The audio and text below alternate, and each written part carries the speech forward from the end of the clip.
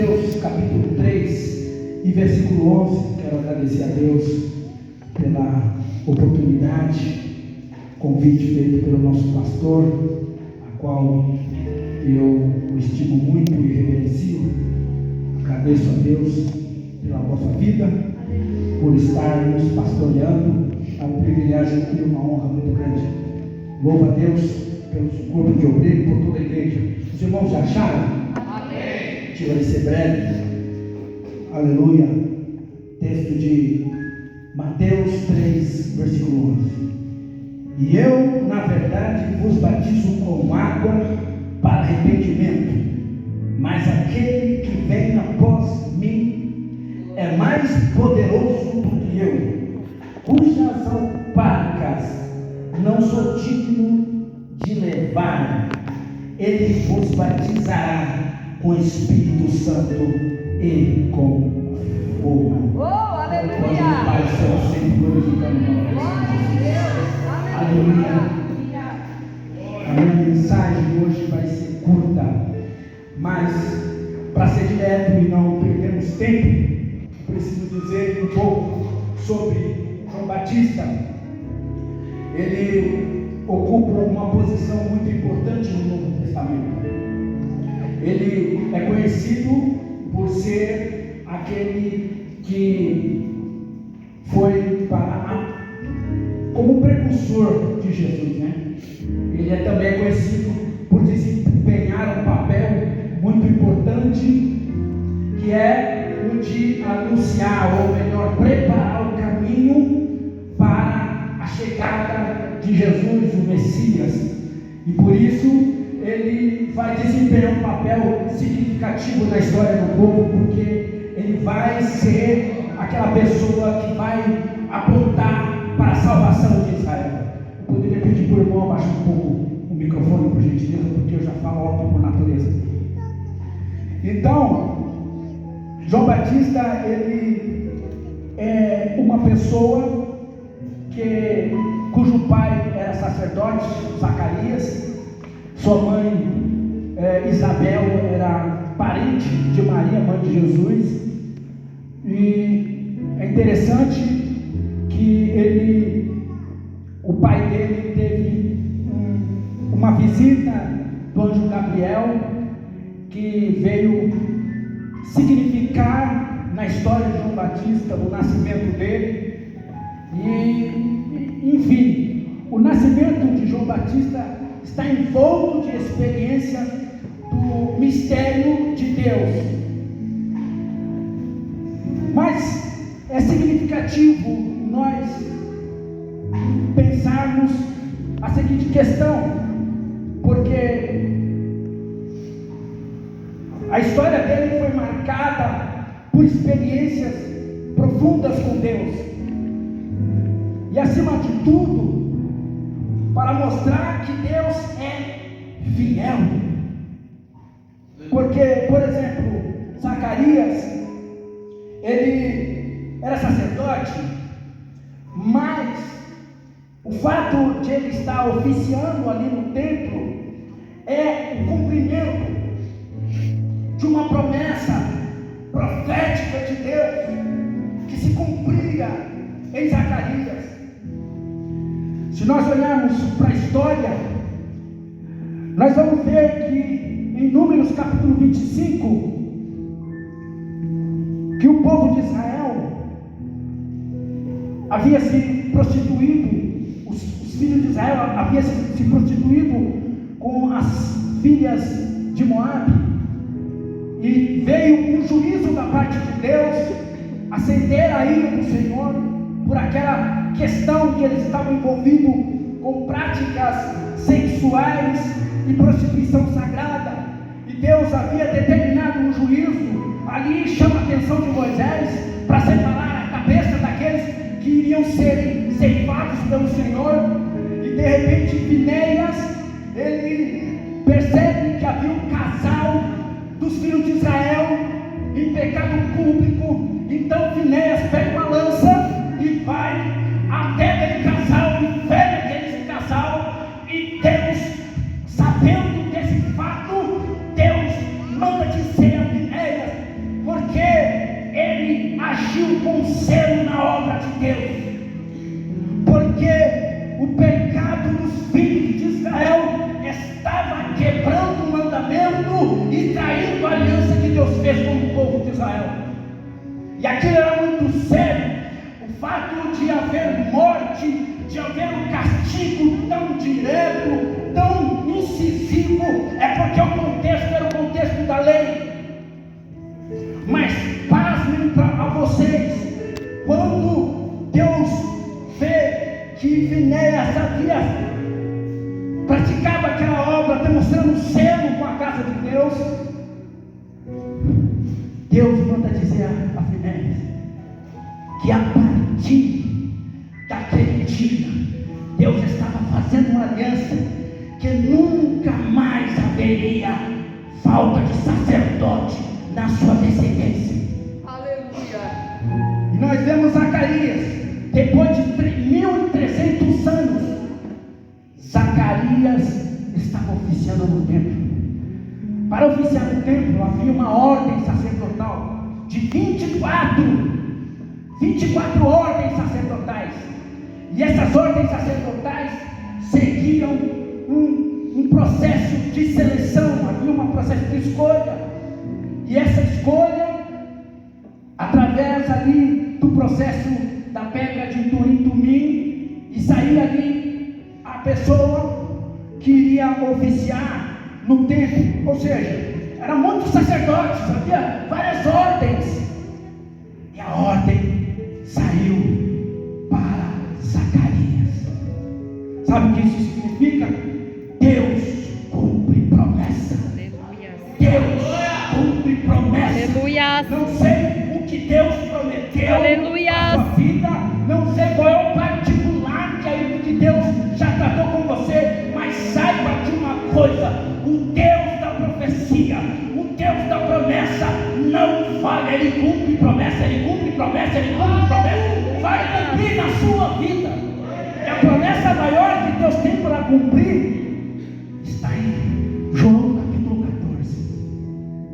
Não se turbe o vosso coração, credes em Deus, credes também em mim. Na casa do meu pai há muitas moradas, se assim não for, eu não vou, teria dito, pois eu vou preparar lugar, e quando eu for e vos preparar lugar, voltarei e receberei para mim mesmo, para que onde eu estiver, estejais vós também. Essa é a promessa que Jesus quer estar conosco, e aonde Ele estiver, nós estaremos com Jesus.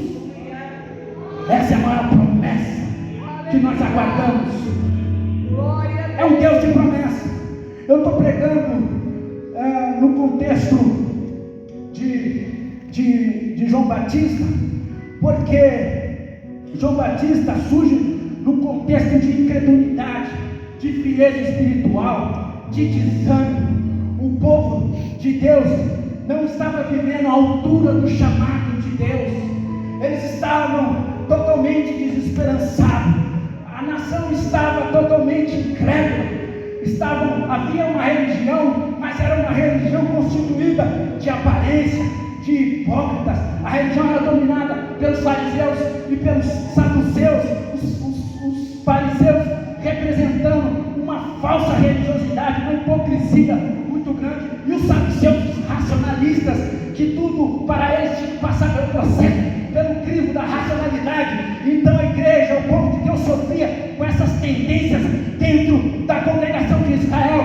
São aquelas pessoas que se sentem santas, mais santas do que os outros, e são aquelas pessoas que também se tornam racionalistas e acabam influenciando a igreja e o processo, atrapalhando o processo espiritual da casa de Deus. Estava acontecendo esse tipo de coisa com o povo de Israel. Havia um desânimo, havia tristeza, havia indiferença espiritual. De repente surge, o texto vai dizer no capítulo 3, surge João Batista, sozinho, no deserto. Sozinho ele começa uma revolução, um avivamento espiritual, lá no deserto. Ele começa a anunciar: arrependei-vos, porque é chegado o reino de Deus.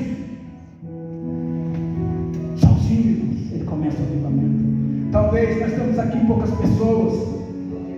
Nós estamos aqui, sabe, vendo isso acontecer no meio do povo de Deus, as pessoas se desanimando, se afastando, retrocedendo, parando, vivendo uma espiritualidade, sabe, mais pautada numa prática religiosa do que um coração fervendo por Deus. E é nesse contexto que João Batista está pregando. É nesse contexto.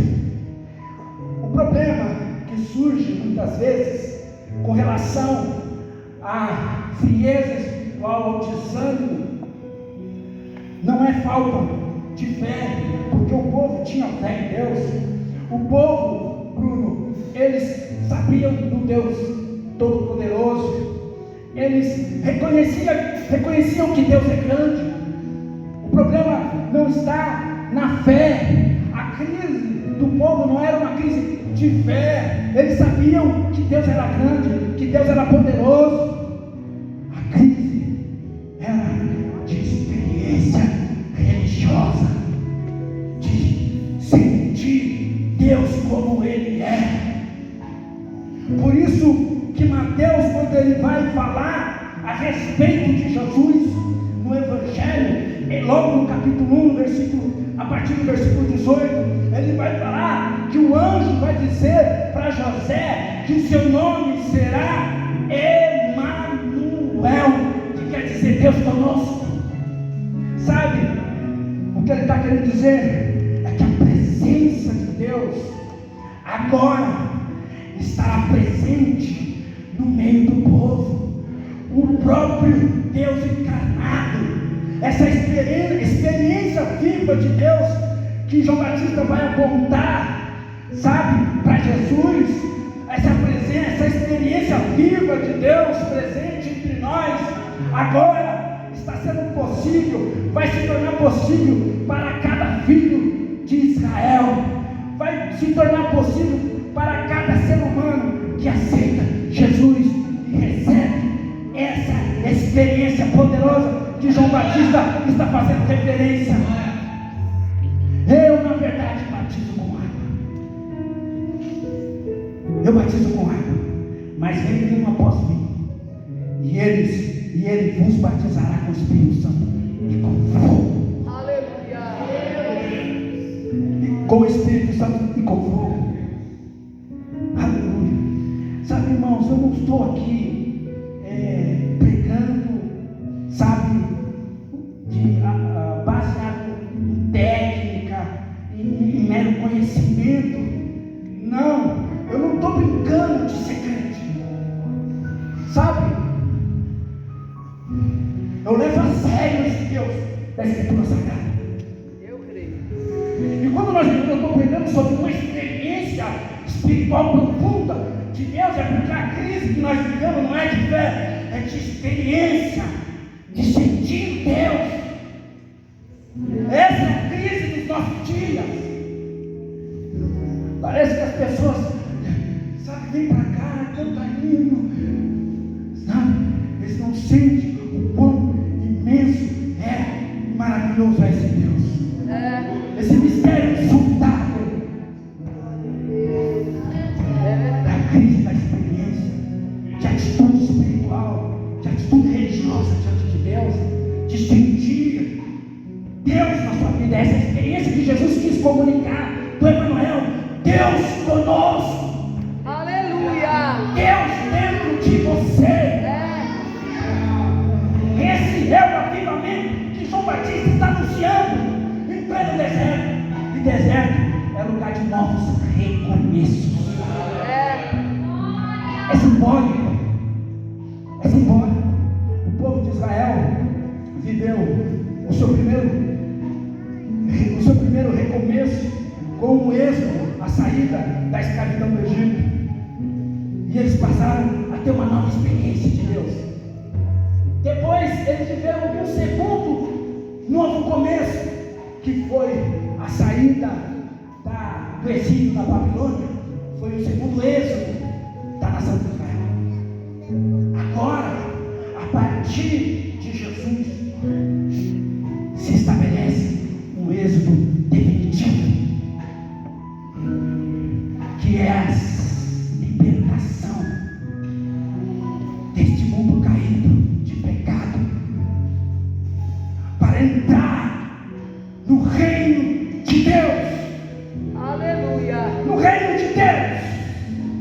Aleluia!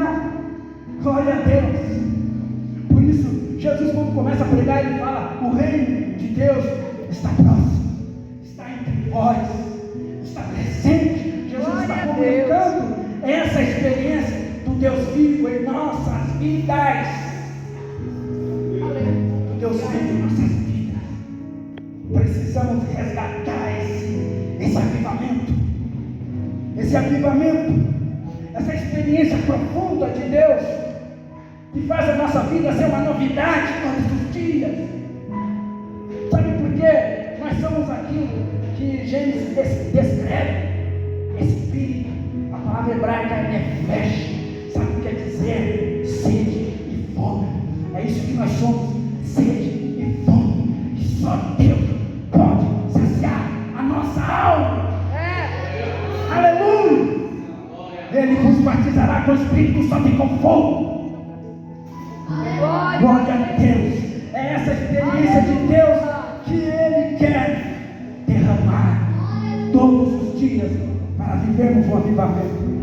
Como João Batista, em um tempo de crise espiritual, de abandono, de indiferença, de frieza, ele começou sozinho, mas a multidão afluiu para lá.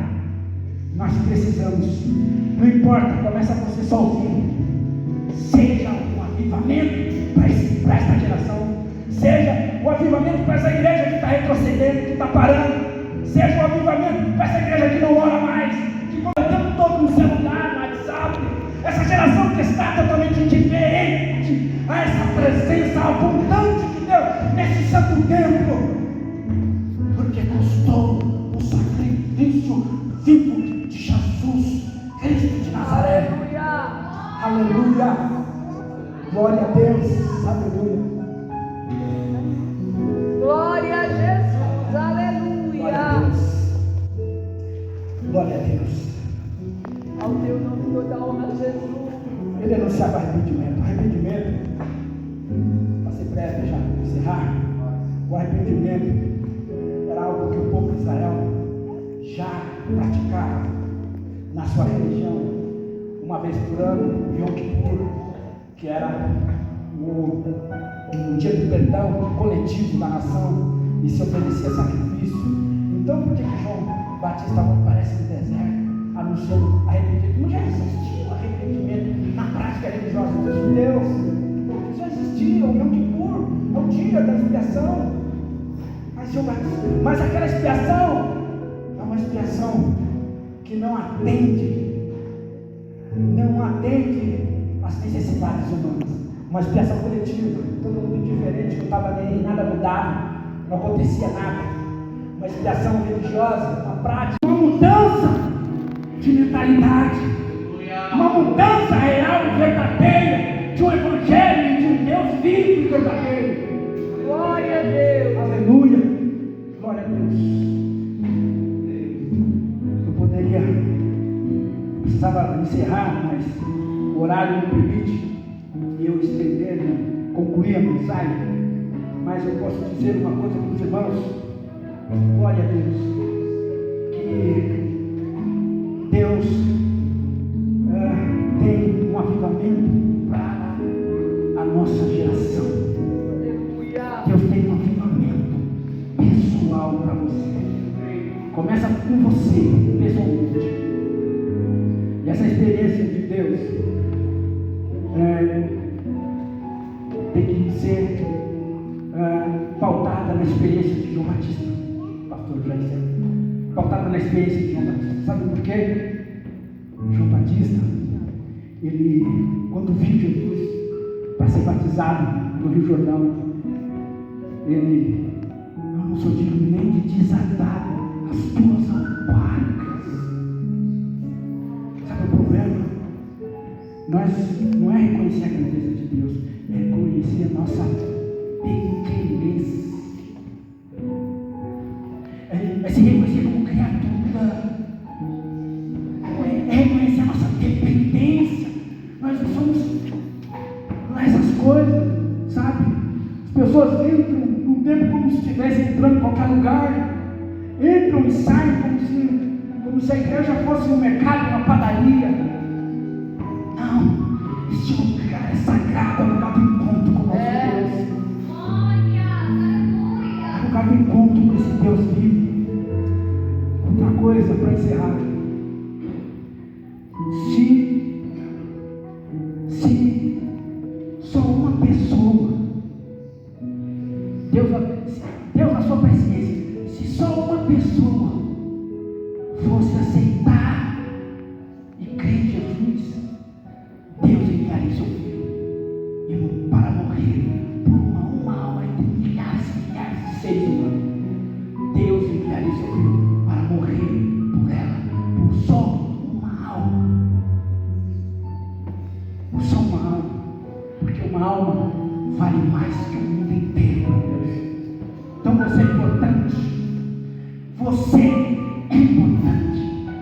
não para se sentir especial acima de tudo, mas para se reconhecer amado por esse Deus maravilhoso. Aleluia. Precisamos entender a dimensão e a grandeza do amor do nosso Deus. E que o avivamento começa reconhecendo quem somos diante de um Deus tão grande. Eu agradeço a oportunidade. Aleluia. Deus seja louvado.